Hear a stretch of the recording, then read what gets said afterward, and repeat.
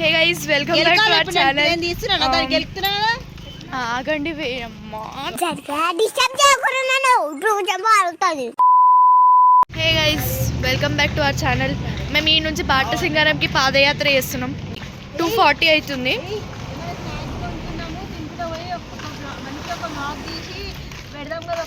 ఇట్లాంటి వాళ్ళు ఉంటే అంతే ఇక ఇంకలా అనిపిస్తుందా? మేము ఈ నుంచి బాట సింగారంకి పాదరే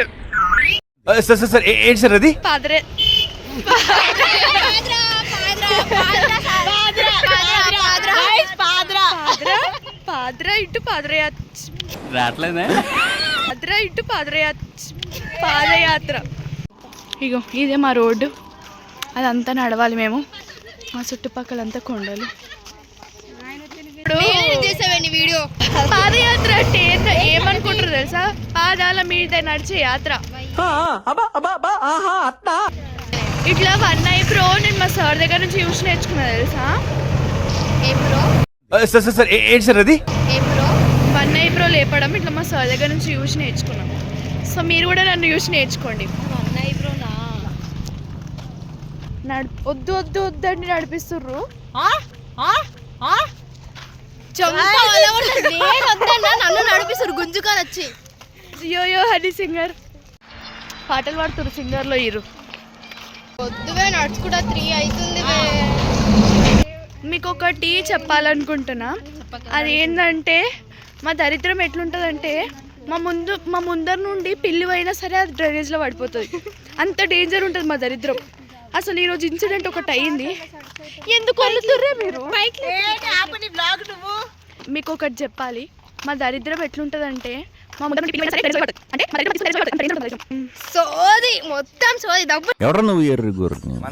ఉంటుంది. మరి సోది ఇంతసేపు నడవాలంటే ఏదో సోది పెట్టాలి కదా. సో అందుకే సోది పెడుతున్నా. కొంచెం మీరు కూడా పెద్ద మనసు చేసుకొని వినండి. ఏదో బస్సు రాదని నడుచుకుంటా పోతున్నాం. పొద్దువే నడుచుకుంటా 3 అవుతుంది. తీరా బస్సు వస్తుంది ఫ్రెండ్స్. బస్సు ఇప్పుడు మేము కొంచెం దూరం కూడా నడవలేము.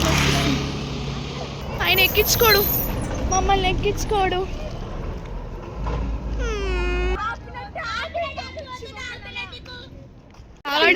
మాలాంటి ఫ్రెండ్స్ మీకు దొరికిరు అనుకో, ఫ్రెండ్షిప్ చేయకండి. లేదా బస్సు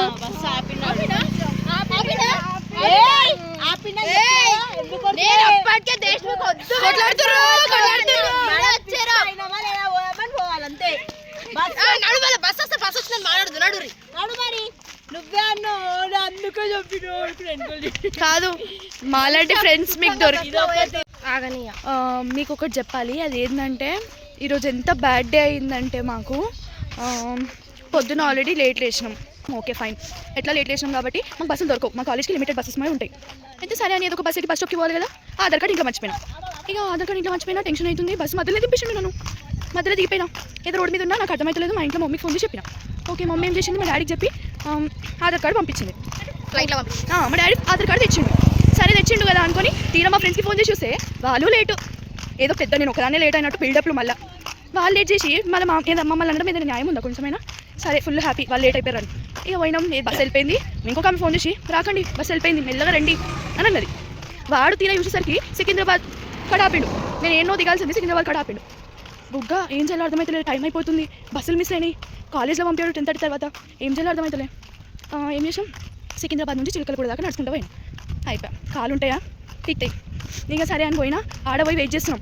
సరే ఇంకా లాస్ట్కి పోయినా. ఇలా ఫోన్ చేసాం. మా ఫ్రెండ్ ఒక ఆమె ఫోన్ చేస్తే బస్సు ఎక్కలేదు ఇంకా ఆగు బస్సులు వస్తలేవు అని అంటది. పిచ్చిదానిలో కనిపిస్తున్నా నేను.